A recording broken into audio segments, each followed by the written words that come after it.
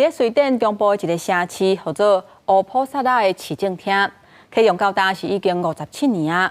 不过早期的时阵，因为财政困难，敢若完成部分的建筑。经过改造，市政厅伫个2021年完成修复甲扩建。在过程当中，结合虚拟甲实景的技术，互建筑师会当直接做修改，而且嘛摕到瑞典的最佳建筑奖。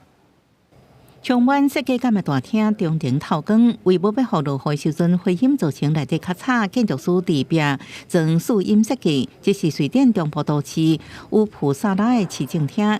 2011年完成改造了后，将原本老旧的市政厅修复加做新，又搁有传统的风格。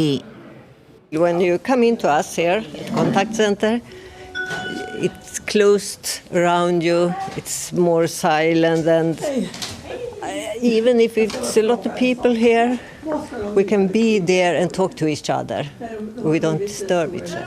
为中心改造这市政厅，建筑师使用一种叫做 Tribal 的新技术，伊是一个声音模拟平台，互设计人员用透过虚拟实景第3D 的环境之下，有咱使用各种建材料的外观，搁深入了解伫各种空间所展现出来无同款的声音。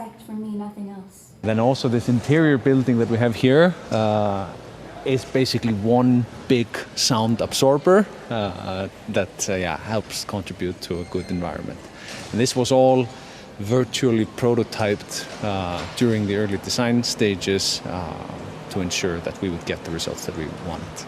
这项技术第一摆用就是伫乌普萨拉市政厅，互建筑师选择玻璃做厝顶的建材，毋是塑胶，而且因为内底有真济大型空间，要安怎才能保持安静，都要靠建筑师的设计。